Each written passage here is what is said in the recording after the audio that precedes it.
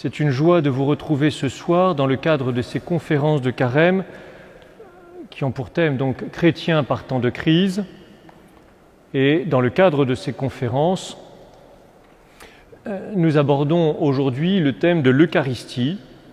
L'Eucharistie, Dieu en chair et en os et en nous. Alors certains peuvent se demander peut-être pourquoi nous abordons cette question-là, de cette manière-là, dans ce contexte de ces conférences-là de Carême. Quel est le lien entre l'Eucharistie et le chrétien en temps de crise? C'est que deux raisons au moins rendent compte d'un certain lien, voire d'un lien certain, entre le thème de la conférence de ce jour et le thème général de nos conférences. La première raison est que l'Eucharistie est, selon l'enseignement de l'Église, la source et le sommet de toute la vie chrétienne. Elle est par conséquent cette nourriture qui aide justement le chrétien à tenir bon par temps de crise. En temps de crise, c'est dans l'Eucharistie que nous recevons et trouvons ce soutien de la grâce qui nous permet de faire face dans les difficultés. La seconde raison est à l'opposé que l'Eucharistie, qui devrait donc être un soutien et une force, peut aussi être une fragilité et un lieu de crise. Alors que nous pouvons légitimement attendre de l'Eucharistie qu'elle soit notre force, notre réconfort dans l'adversité, nous constatons qu'elle peut en réalité devenir un lieu de conflit, de tension, de division, de fragilisation et de souffrance. L'Eucharistie devient alors l'exact opposé de ce qu'elle est censée être. Au lieu d'assurer l'unité de l'Église, elle semble en favoriser la désunion, nous fragilisant plus encore que nous ne l'étions, parce qu'en période de crise. Alors, remarquons que ce n'est pas nouveau, puisque saint Paul déjà, dans certaines de ses lettres, signale ce danger de la division des chrétiens à propos de l'Eucharistie. Alors la question qui se pose à nous à présent, celle que nous allons essayer d'explorer maintenant, est de déterminer que faire, comment faire, pour qu'en ce temps de crise qui est le nôtre, l'Eucharistie soit effectivement le soutien qu'elle devrait être, et non un facteur supplémentaire de crise. Pour essayer de répondre au mieux à cette question, il convient alors de bien comprendre ce qu'est profondément l'Eucharistie. C'est-à-dire de porter sur elle le regard le plus théologique et théologal que nous pourrons porter. Un regard dégagé par conséquent de considérations importantes, certes, mais non moins secondes, je ne dirais pas secondaires, mais en tout cas secondes, qui troublent parfois notre réflexion en nous détournant de l'essentiel. Et c'est pourquoi, je le dis d'emblée, cette conférence sera résolument théologique et catéchétique. J'en vois qui prennent des notes, vous avez raison, ça facilitera la suite de la conférence. Mais j'ose espérer que ce sera une conférence théologique, pédagogique également. Une telle approche théologique, catéchétique, nous invite par conséquent à considérer l'Eucharistie en ce qu'elle est fondamentalement, à savoir tout simplement un sacrement. Et non pas n'importe quel sacrement d'ailleurs, puisqu'elle est même le Saint-Sacrement par excellence. Alors, c'est pourquoi dans cette conférence, nous verrons deux grandes parties, inégales en temps. Dans une première partie, nous verrons un petit rappel sur ce que sont les sacrements en général, puis dans une deuxième partie, nous verrons comment appliquer ces caractéristiques générales à l'Eucharistie. Tout d'abord, les caractéristiques générales des sacrements. Cela doit peut-être rappeler de lointains souvenirs de catéchisme. Qu'est-ce qu'un sacrement? Un sacrement, selon la définition classique, il y a une définition toute simple à retenir, le signe visible et efficace de la grâce invisible. Signe visible et efficace de la grâce invisible. Autrement dit, le sacrement se définit d'abord comme étant un signe. Alors un signe un peu particulier parce qu'il produit la réalité même qu'il signifie, à savoir la grâce. Alors, qu'est-ce que ça veut dire? Ça veut dire que dans la mesure où le sacrement est un signe, il va présenter nécessairement, comme tout signe, deux aspects. D'une part, ce qui dans le sacrement est perceptible et n'est que perceptible. C'est ce qu'on appelle le signe en tant qu'il est signifiant, c'est-à-dire en tant qu'il signifie autre chose. Donc il y a dans le signe le signifiant, et puis il y a d'autre part ce qui dans le sacrement est cette réalité autre que le signifiant à laquelle le signe perceptible renvoie. C'est ce qu'on appelle le signe comme signifié. Un exemple. Les 5 lettres de l'alphabet T-A-B-L-E, table, sont un signe signifiant une réalité autre, signifiée, qui est la table. Quand je vois le mot table, je ne vois pas une table, je vois un signe signifiant qui renvoie à une autre réalité, celle qui va être signifiée, qui est la table concrète, avec ses pieds et son plateau. Le sacrement comme signe va présenter ces deux aspects, sauf que, pour compliquer un peu le tout, parce que sinon ce ne serait pas drôle, le sacrement va présenter une troisième dimension intermédiaire qui n'est ni purement signifiante, ni purement signifiée, ni tout à fait l'une, ni tout à fait l'autre. Un truc un peu mixte. On va préciser un peu cela. Tout d'abord, le sacrement en tant qu'il est purement signifiant. Ça, c'est à la surface du sacrement, en son écorce visible extérieure. C'est le sacrement qui se présente comme signe seulement. Très concrètement, c'est le rite extérieur du sacrement, ce que je vais percevoir à travers mes sens, et qui n'a pas d'autre intérêt que de conduire à une réalité plus profonde, plus réelle que le rite lui-même. Ce rite lui-même perceptible va à son tour avoir deux composantes, ce qu'on appelle techniquement la matière et la forme. La matière, c'est-à-dire l'élément matériel tel qu'on peut le voir, le toucher, le goûter, le sentir. Pour le baptême, la matière du baptême, c'est l'eau. Pour la confirmation, le Saint-Crème. Le problème de cette matière, c'est qu'il y a des sacrements où ça va être un peu difficile à identifier. Quelle est la matière du sacrement de la confession, par exemple? Par conséquent, plutôt que de parler d'un élément matériel qui peut nous restreindre un peu dans la compréhension que nous en avons, il est parfois plus clair de parler d'une action humaine. Pour le baptême, ce n'est pas simplement l'eau, mais c'est le bain d'eau pour l'enfant ou le catéchumène.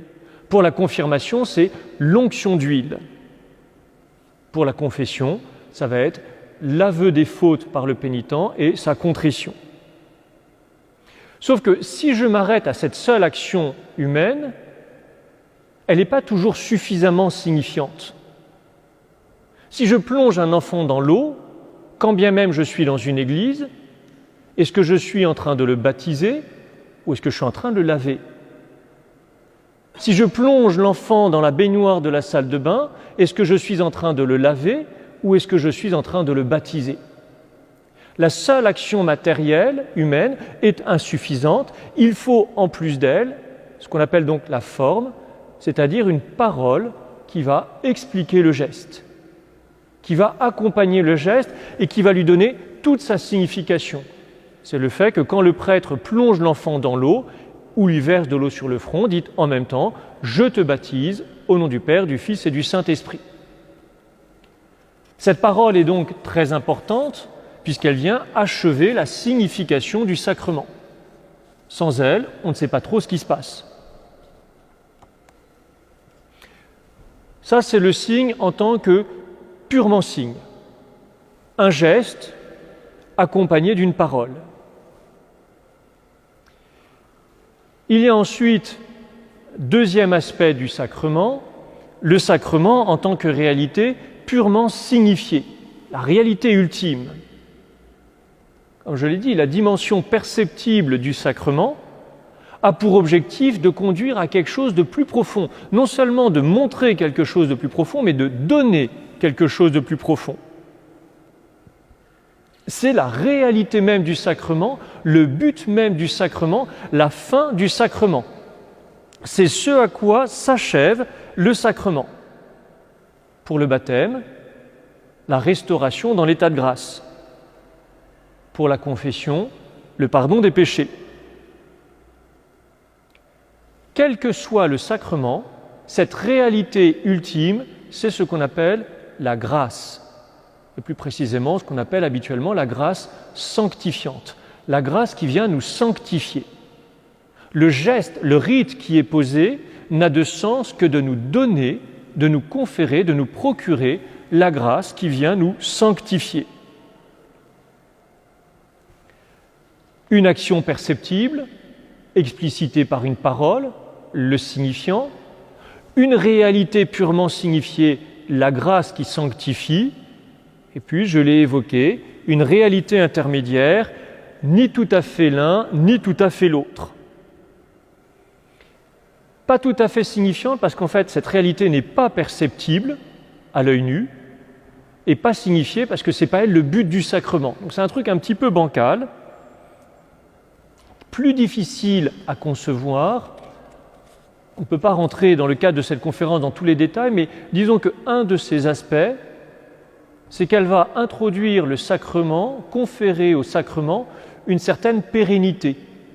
C'est par exemple ce qui va faire que le baptême ne peut pas être renouvelé, que les époux, tant qu'ils sont vivants tous deux, ne peuvent pas se remarier, que le pécheur, tant qu'il n'a pas commis de nouveaux péchés, ce qui peut arriver au moins pendant 45 secondes, n'a pas besoin de se reconfesser.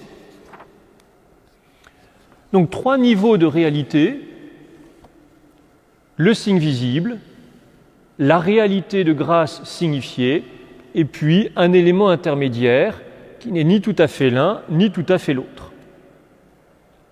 En espérant que ce petit rappel catéchétique est à peu près clair, rentrons maintenant dans le vif de notre sujet, l'Eucharistie. Alors quand on parle de l'Eucharistie, et je l'évoquais en introduction, on ne parle pas de n'importe quel sacrement.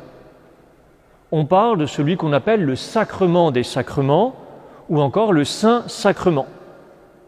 Autant d'expressions qui entendent souligner la prééminence de l'Eucharistie. Une prééminence qui tient tout d'abord à ce qui est contenu dans ce sacrement, à savoir le Christ. Dans l'Eucharistie, c'est le Christ substantiellement présent. Ça lui donne une qualité supérieure à tout autre sacrement. Et puis, il y a une deuxième raison qui explique la prééminence de l'Eucharistie, c'est que tous les autres sacrements lui sont ordonnés. Tous les autres sacrements conduisent, d'une manière ou d'une autre, à l'Eucharistie. Comment appliquer les caractéristiques générales que nous avons vues, que nous avons évoquées à propos des sacrements d'une manière générale, à l'Eucharistie? Le signe visible, tout d'abord, ce qui est purement signifiant dans l'Eucharistie. Généralement, ça ne pose pas trop de problèmes. Le signe sacramentel, ce que l'on voit, le rite de l'Eucharistie, pour la matière du pain et du vin, et pour la forme, la parole de consécration. Ceci est mon corps, ceci est mon sang. Le signe sacramentel, ce sont les paroles de consécration prononcées sur du pain et du vin. Ça nous semble très simple et on se dit, pas de problème. Ce serait trop simple. Ce serait trop simple parce que ces espèces, le pain et le vin, et ces paroles, ceci est mon corps, ceci est mon sang, ce sont celles que le Christ a employées lors de la scène. Sauf que l'Eucharistie est censée être le mémorial de la Pâque du Christ, c'est-à-dire de sa mort et de sa résurrection. Pas exactement le même moment que la scène. comment concilier les deux? Il nous faut ici apporter deux précisions. Première précision, quand nous disons de l'Eucharistie qu'elle est le mémorial de la Pâque du Christ, nous entendons signifier que lorsque nous célébrons l'Eucharistie, nous faisons donc mémoire de sa mort et de sa résurrection. C'est ce qu'on appelle l'anamnèse. Par cette anamnèse, nous ne nous contentons pas de nous souvenir d'un événement passé. Comme nous pourrions nous souvenir d'une naissance ou de n'importe quel événement historique lorsque nous en célébrons l'anniversaire. Quand au 2 janvier, c'est la date de mon anniversaire, je le dis pour que vous en souveniez, quand au 2 janvier on me fête mon anniversaire, on se souvient du jour de ma naissance. C'est tout. Mais dans l'anamnèse eucharistique, il y a plus qu'une simple ressouvenance, puisque l'Eucharistie va, quant à elle, représenter le sacrifice de la croix. Représenter, au sens étymologique du terme en quelque sorte, rendre présent. Par la célébration de l'Eucharistie, nous rendons la Pâque du Christ, son sacrifice, présent et actuel. Pour le dire un petit peu autrement, quand nous célébrons l'Eucharistie, nous sommes réellement au pied de la croix, manière de parler. Le sacrifice du Christ sur la croix et celui de l'Eucharistie sont un unique et même sacrifice. À ceci près, et c'est la définition très classique que l'on en donne, l'Eucharistie est la célébration non sanglante du sacrifice sanglant du Christ sur la croix. Donc, si l'Eucharistie renvoie au sacrifice du Christ sur la croix, pourquoi les paroles de la scène? D'où la deuxième précision. En fait, il nous faut ici distinguer 3 sacrifices, intimement liés les uns aux autres. Le sacrifice de la croix, le sacrifice de la scène, le sacrifice de la messe. Le sacrifice de la croix. Le sacrifice de la croix est absolument premier, parce que c'est en lui que les 2 autres trouvent leur sens et leur valeur. Et d'où vient cette primauté? Parce que sur la croix, en une seule et même personne, sont réunies toutes les composantes d'un sacrifice, les trois composantes principales, essentielles d'un sacrifice, le prêtre, la victime, l'autel. Sur la croix, c'est le Christ lui-même, en chair et en os, qui est à la fois le prêtre, il offre sa vie en sacrifice, la victime, il est celui qui est offert en sacrifice, et l'autel, il est le lieu de la rencontre entre l'offrande de l'homme, de l'humanité, et l'agrément de Dieu. Identité sur la croix du prêtre, de la victime et de l'autel, sacrifice parfait que celui du Christ sur la croix. Le sacrifice de la scène, maintenant, il ne fait qu'un avec le sacrifice de la croix. Le sacrifice de la scène est la figure qui annonce et qui contient le sacrifice de la croix. Comme à la croix, nous allons bien sûr avoir identité de la victime, du prêtre et de l'autel. Et avec une petite variante. Tandis que le prêtre est sur la croix comme à la scène le Christ en sa personne physique, c'est physiquement le Christ. La victime, quant à elle, sur la croix est encore le Christ en sa personne physique, en chair et en os, mais à la scène, c'est le Christ à travers les espèces du pain et du vin. Ce que le Christ a utilisé à la scène, c'est du pain et du vin. Quant au sacrifice de la messe, maintenant, il est, par les paroles et la matière employée, la réitération de la scène.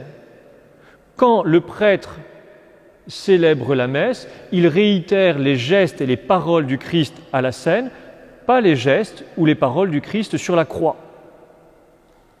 Mais dans la mesure où le sacrifice de la scène contient et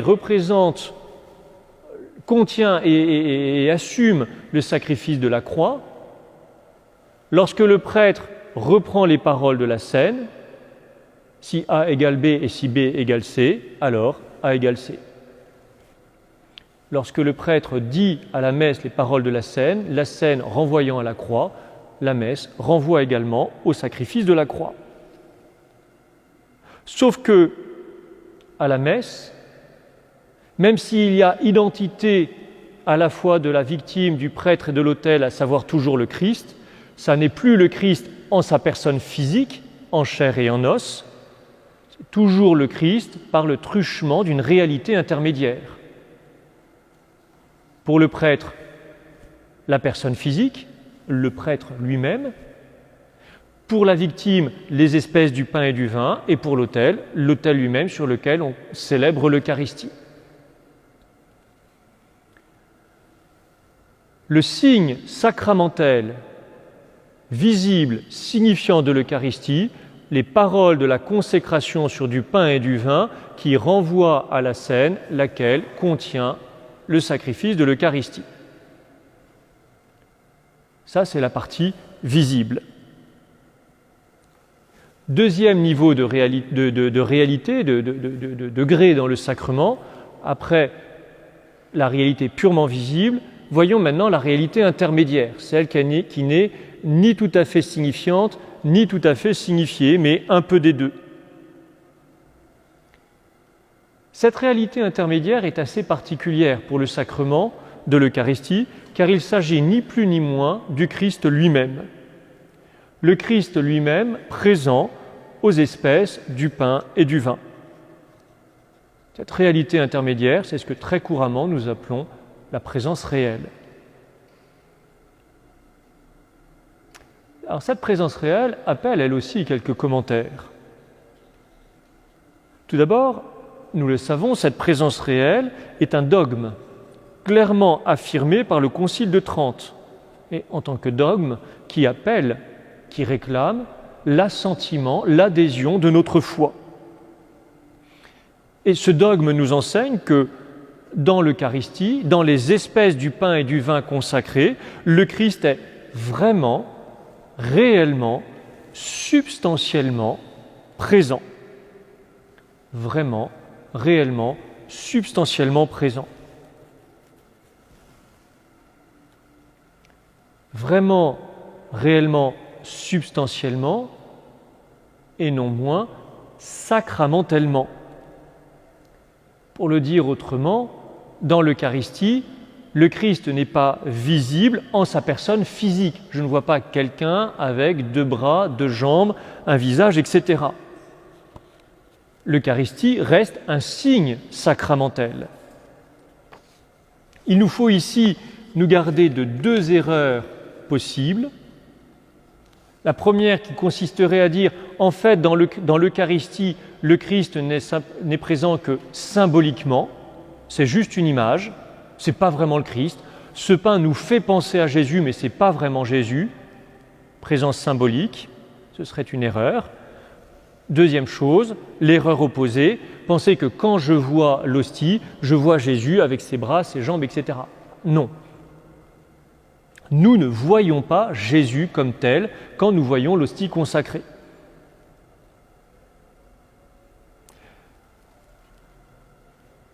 La présence réelle implique en outre que ce qui est présent n'est pas seulement un corps et du sang, mais plus que cela, un corps et du sang et une âme, c'est-à-dire une personne tout entière.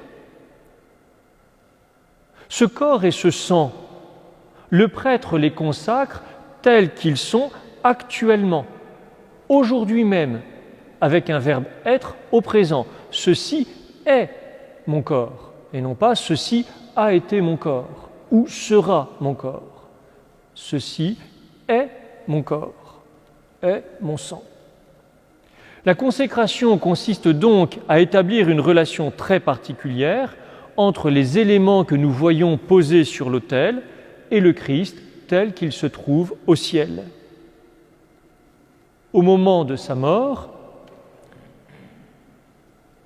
avaient été séparés son corps, son sang, son âme. La mort se définit notamment par la séparation de l'âme et du corps. Ces différentes composantes restant toutefois unies à la divinité du Christ. Mais elles n'étaient plus unies entre elles directement. C'est à la résurrection du Christ que tout a été réuni, de nouveau rassemblé. De sorte que la consécration, aujourd'hui, fait venir sous les apparences du pain un corps vivant qui ne peut plus être séparé de son sang, de son âme ou de sa divinité. Donc là, il y a un principe qu'on appelle le principe de concomitance qui fait que quand le prêtre consacre le pain en vertu des paroles qu'il prononce, c'est le corps lui-même qui advient, mais ce corps avec tout ce qui lui est attaché, et donc par concomitance avec le sang, l'âme, la divinité du Christ. Ce n'est pas juste le corps, mais c'est en fait tout le Christ, tout ce qu'il est aujourd'hui au ciel. De ce point de vue-là, il n'y a pas plus de Jésus dans le corps, dans le pain ou dans le vin. C'est tout Jésus à chaque fois. Alors vous comprenez, j'imagine quand même que rendre compte de cette présence réelle de tout Jésus dans ce qui n'était qu'un petit morceau de pain et quelques centilitres ou décilitres, ou litres à la rigueur de vin, pour la raison, ce n'est pas ce qu'il y a de plus évident quand même. Ce n'est pas la chose la plus facile à concevoir. Et il y a là une différence donc très importante entre l'Eucharistie et tous les autres sacrements. Les autres sacrements communiquent une grâce divine, mais qui ne fait que transiter par eux. L'eau du baptême reste de l'eau. Le sacrement du baptême ne s'accomplit que par l'usage de l'eau. Et la bénédiction de l'eau, comme la bénédiction des huiles saintes par l'évêque, n'est qu'une préparation de cette matière pour son usage. Ni la consécration de l'eau baptismale, ni la consécration des huiles saintes ne sont le sacrement en tant que tel. Ce qui fait le baptême, le sacrement du baptême, ce n'est pas que le prêtre a béni l'eau baptismale, mais qu'il a utilisé cette eau baptismale pour baptiser l'enfant. Avec l'Eucharistie, il en va différemment, puisque le Christ en personne réside d'une manière substantielle et permanente dans la matière eucharistique directement. Et c'est pourquoi elle est le seul sacrement à être achevé dans la consécration même de la matière, et non dans l'usage de la matière. Et elle va demeurer un sacrement aussi longtemps que demeure la matière consacrée.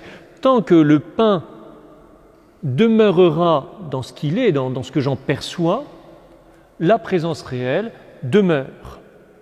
Si le pain se corrompt, il n'y a plus de présence réelle. Si par exemple, après des mois et des mois conservés dans un tabernacle humide, je découvre que les hosties sont complètement moisies, mangées par les petits champignons, toutes verdâtres, et que je n'identifie plus du pain, la matière étant totalement corrompue, il n'y a plus présence réelle. Alors, pour rendre compte de ce que le Christ, c'est le Christ lui-même qui est présent dans ce pain et ce vin, pour rendre compte de ce que ce qui n'était que du pain et du vin est devenu le corps du Christ, la théologie a recours à un concept philosophique qui est celui de transsubstantiation. Et le passage, changement de substance, ce qui n'était que du pain à la substance du corps et du sang du Christ.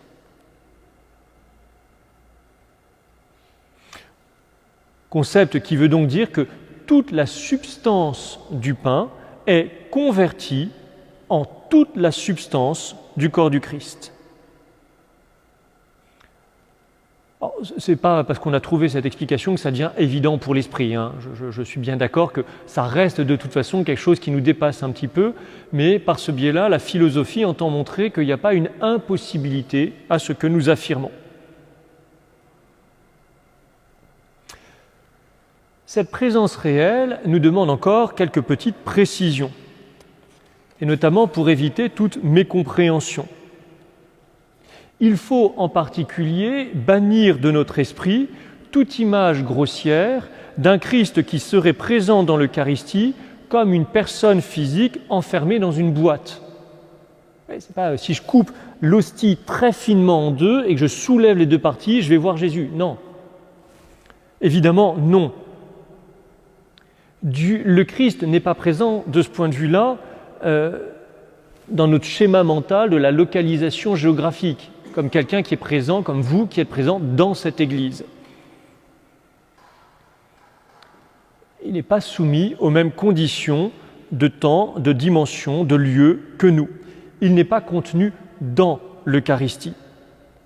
D'un certain point de vue, il vaut mieux dire qu'il est présent aux espèces du pain et du vin plutôt que dans les espèces du pain et du vin, qui peuvent avoir une petite ambiguïté dans notre esprit. Cela signifie, par exemple, aussi que il n'y a pas plus de Jésus en fonction ou plus ou moins de Jésus en fonction de la taille de l'hostie. Un tabernacle où il n'y a qu'un quart d'hostie n'a pas moins de présence réelle qu'un tabernacle où il y a 1000 hosties consacrées. C'est la même chose. Ou encore, parce que ce sont des idées parfois qui ont été communiquées, si je mords dans l'hostie, je ne fais pas mal à Jésus. Je lui fais mal si je mords par haine contre lui, ça effectivement, mais là c'est l'intention que j'ai. Mais physiquement, le fait de croquer l'hostie ne fait pas souffrir physiquement Jésus. Alors, c'est ça ce qui est compliqué, il est à la fois réellement, vraiment, substantiellement présent, mais quand même sacramentellement et quand même pas comme dans un lieu. Donc pour nous, c'est difficile parfois à comprendre. Ça reste un mystère sur lequel nous ne pouvons que méditer, contempler et demander au Seigneur de nous donner des lumières. Signe visible de l'Eucharistie, les paroles de consécration sur le pain et le vin, qui réitèrent les paroles de la scène, qui contient le sacrifice de la croix. La réalité intermédiaire, ni totalement signifiante, ni totalement signifiée, la présence réelle. Vous déduisez que si la présence réelle est la réalité intermédiaire, ni totalement signifiante, ni totalement signifiée, ça veut dire qu'elle n'est pas le but de l'Eucharistie. Elle n'est que la réalité intermédiaire. Le but de l'Eucharistie n'est pas ultimement la présence réelle. Elle renvoie au troisième aspect du sacrement, la réalité purement signifiée de l'Eucharistie. Troisième point. Et c'est là où généralement nous nous méprenons, parce que très souvent on va penser que le but de l'Eucharistie, le sens ultime, l'Eucharistie, c'est la présence réelle. En fait non, il y a quelque chose d'autre après. La réalité ultime de ce sacrement de l'Eucharistie, la grâce sacramentelle de l'Eucharistie, ça n'est pas la présence réelle, mais l'édification du corps du Christ qui est l'Église. Le but de l'Eucharistie, c'est de construire, d'édifier l'Église, ce qui va passer par notre communion. Si la consécration est effectivement le moment central de l'Eucharistie, sans elle, il ne se passe rien, et à tel point d'ailleurs que le sacrement se trouve achevé dans cette consécration. Si la consécration est le moment central de l'Eucharistie, l'Eucharistie n'en culmine pas moins avec la communion, à laquelle la consécration est ordonnée. C'est une idée qui est développée par saint Thomas d'Aquin et que reprend le catéchisme de l'Église catholique. La célébration du sacrifice eucharistique est tout orientée vers l'union intime des fidèles au Christ par la communion. Communier, c'est recevoir le Christ lui-même qui s'est offert pour nous. La célébration du sacrifice eucharistique est tout orientée vers l'union intime des fidèles au Christ par la communion. Ça, c'est dans le catéchisme au numéro 1382. Il y a donc, en quelque sorte, dans l'Eucharistie, un élément premier duquel tout le reste découle, la consécration, et un élément principal auquel tout le reste est ordonné, la communion. Parler de communion demande de parler de l'Eucharistie sous cet aspect où elle est un repas, et même un repas festif, un banquet. Or, le repas est une des actions humaines les plus importantes et les plus riches de signification pour l'homme. C'est le moment où nous consommons ces aliments qui sont nécessaires pour nous donner vie et force. Et dans un repas, normalement, il y a toujours au moins 2 éléments. Un élément solide, la nourriture, un élément liquide, la boisson. Généralement, il faut les 2. Sauf si on ne vous sert qu'une soupe qui essaie de faire entre les 2. Bon, mais normalement, un repas, il y a toutes ces composantes. En l'occurrence, du pain et du vin. Et en choisissant le pain et le vin comme composantes de ce repas, du repas eucharistique, le Christ choisit la nourriture la plus fondamentale, la plus essentielle, la plus habituelle pour l'homme, pour avoir force et courage.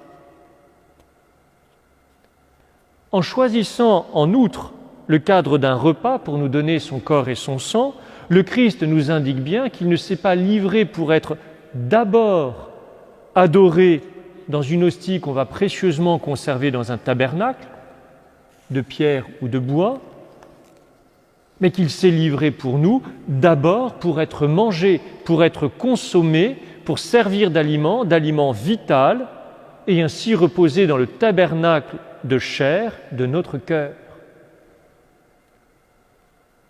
Tel est le but premier de l'Eucharistie. C'est pourquoi, là aussi, l'Église rappelle que la discipline commune à la messe, c'est de communier.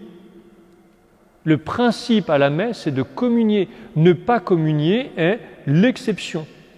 Et une exception qui doit être justifiée. J'ai déjà assisté à la messe et déjà communié aujourd'hui, ou je ne suis pas en état de communier. J'ai un péché mortel sur la conscience, ou je ne suis pas baptisé. En dehors de ces motifs-là, le principe est de communier. Qui plus est, ce pain et ce vin consacrés ne sont pas des aliments comme les autres. La banane, par exemple. Quand vous mangez une banane, le principe physiologique, c'est que vous allez vous assimiler la banane. Votre organisme va récupérer dans la banane tout ce qui est bon pour lui et va transformer la banane en moi. La banane va être transformée en frais romariques, ce qui, pour la banane, est généralement une promotion. Ça marche pour presque tout le monde. Lorsque nous consommons l'hostie, c'est tout l'inverse. Lorsque nous consommons l'hostie consacrée, ça n'est pas l'hostie qui devient moi, mais c'est moi qui deviens ce que je reçois. C'est moi qui deviens cet aliment que je consomme, à savoir le corps du Christ. C'est moi qui suis assimilé au corps du Christ, et pour le coup, c'est pour moi une promotion.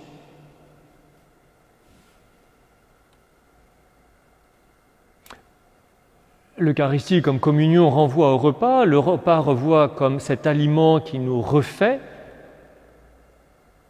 Mais un repas, c'est pas simplement là pour nous refaire. Il n'y a pas que la dimension de réfection dans un repas.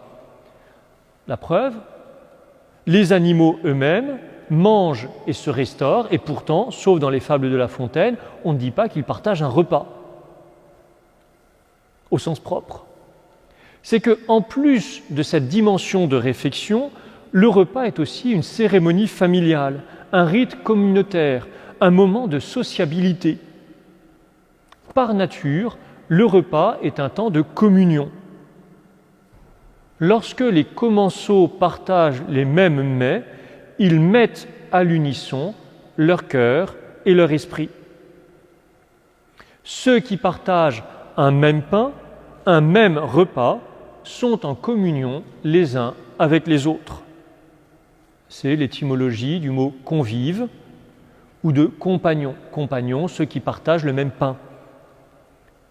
Du fait que l'Eucharistie se célèbre par mode de repas, nous entrevoyons donc qu'elle est un mystère non seulement de réfection et de vie, mais aussi de joie, d'union fraternelle. Elle est à proprement parler un banquet. Alors si dans un repas, l'objectif est d'être en communion les uns avec les autres, en ce qui concerne l'Eucharistie, il s'agit tout d'abord d'être en communion avec celui auquel nous communions. Souvenez-vous cette parole de saint Paul, la coupe de bénédiction que nous bénissons n'est-elle pas communion au sang du Christ ? Le pain que nous rompons n'est-il pas communion au corps du Christ ? Ceux qui mangent les victimes ne sont-ils pas en communion avec l'autel ? Et c'est donc en ce sens que nous devenons ce que nous recevons, le corps du Christ. Quand je communie, je suis en communion avec le Christ, notamment parce que je deviens ce à quoi je communie. Si nous communions au corps du Christ, si nous sommes en communion avec lui, cela signifie aussi que nous sommes avec lui tel qu'il s'est offert en sacrifice sur la croix. La communion nous assimile au Christ en tant qu'il s'offre tout entier sur la croix à son Père. Et donc, lorsque nous assistons à la messe, nous nous immolons nous aussi avec le Christ pour la gloire de Dieu et le salut du monde. Je l'évoquerai tout à l'heure, mais nous comprenons pourquoi, effectivement, la messe, la participation à la messe peut me demander parfois un sacrifice. Et donc, plutôt que d'en faire un lieu de division, j'en fais un lieu d'offrande à la volonté de Dieu. Si, au cours de la messe, nous offrons au Père ce qui est le plus précieux à ses yeux, à savoir le corps et le sang du Christ, nous ne faisons là qu'un rite extérieur qui, d'un certain point de vue, n'a pas beaucoup de valeur si nous n'y associons pas l'offrande de nous-mêmes et de tout notre cœur. Il y aura une valeur objective de ce geste, puisque le geste du Christ a une valeur infinie, mais de mon côté, si je ne m'y associe pas, pour moi, la valeur est néante. Et bien sûr, si l'Eucharistie me donne d'être en communion avec le Christ, et si chacun de ceux qui communient avec le Christ, à l'Eucharistie, sont en communion avec le Christ, il en résulte que nous sommes tous en communion les uns avec les autres. Et c'est en cela que nous formons un seul et même corps. C'est là aussi ce que dit saint Paul aux Corinthiens, « Parce qu'il n'y a qu'un pain, à plusieurs nous ne sommes qu'un corps, car tous nous participons à ce pain unique. » Et c'est cela, la grâce ultime de l'Eucharistie. Participer ensemble à un pain unique. Nous ne communions pas, pour le dire autrement, pour notre confort personnel. Je ne communie pas d'abord pour mon petit bien-être spirituel. Et donc la question n'est pas de savoir ce qui me plaît ou ne me plaît pas, ce qui me botte ou ne me botte pas, ce qui me parle ou ce qui ne me parle pas. La question est de savoir qu'au-delà de ma subjectivité, je cherche à être uni à tous les membres du corps du Christ, même au prix de l'offrande de moi-même et d'un sacrifice. Sinon, grand est le risque de sacrifier le but ultime de l'Eucharistie à l'autel de notre égoïsme spirituel. Nous parvenons ici au terme de notre conférence qui, je crois ne pas vous avoir menti au début, s'est davantage apparentée à une catéchèse théologique qu'à une pieuse méditation légère et de post-digestion. J'espère quand même qu'elle est restée à peu près compréhensible et accessible à tout le monde. Tirons maintenant quelques conclusions de tout ce que nous avons dit, de tous les principes théologiques que nous avons pu évoquer. C'est à bon droit que l'Eucharistie est appelée le pain des forts. Elle est effectivement cette nourriture qui nous donne force et soutien. Elle est ce pain de vie qui nous permet de vivre pleinement la vie chrétienne d'enfant de Dieu et non pas simplement de la vivoter. Car l'aliment que nous consommons alors n'est pas n'importe quel aliment, mais ni plus ni moins le Christ lui-même, vraiment, réellement, substantiellement présent. La communion à un tel aliment nous assure ainsi une double force. D'une part, elle nous assimile à celui auquel nous communions. Avec elle, nous devenons ce que nous recevons, le corps du Christ. D'autre part, en nous assimilant à celui auquel nous communions, elle renforce notre communion non seulement avec Dieu, mais aussi entre nous. Avec elle, nous participons à l'édification du corps du Christ, du corps mystique du Christ, l'Église. Et donc, je le redis, parce que c'est une idée essentielle et qui très souvent est ignorée, la finalité ultime de la messe n'est pas d'abord la consécration destinée à assurer la présence réelle au tabernacle, ni même la communion pour mon confort personnel, mais la croissance et l'unité de l'Église. C'est cette croissance et cette unité qui donnent tout son sens à l'Eucharistie. C'est pourquoi, si l'Eucharistie ne tend plus à assurer notre communion avec l'Église, mais au contraire à nous mettre à part, à nous dissocier, si elle devient un lieu et un facteur de division, un lieu et un facteur de crise, elle devient le contraire de ce qu'elle est censée être. Et elle perd tout son sens. Dès lors, nous pouvons nous interroger sur la légitimité des raisons que nous avons d'y participer et d'y participer activement, c'est-à-dire de communier. Que faire ? Comment faire quand nous sommes éprouvés lors de la célébration de l'Eucharistie, voire à cause de cette célébration? Eh bien, tout simplement nous offrir nous-mêmes en sacrifice, en renonçant à nous-mêmes, à nos préférences personnelles, au bénéfice de l'Église et de notre communion avec elle, dans la foi, l'espérance et la charité. Cela prime tout le reste. Ce sacrifice peut être de taille, il peut même être héroïque. Et nous trouvons donc là une manière toute particulière, très haute, de participer au sacrifice du Christ sur la croix, de vivre le combat spirituel qu'il a lui-même livré pour son corps qui est l'Église. Que l'amour de l'Eucharistie nous entraîne à aimer toujours plus l'Église et que notre amour de l'Église nous entraîne à aimer toujours plus l'Eucharistie. Je vous laisse maintenant méditer sur cela et surtout le mettre en œuvre lors des prochaines célébrations eucharistiques auxquelles vous participerez. Merci pour votre attention.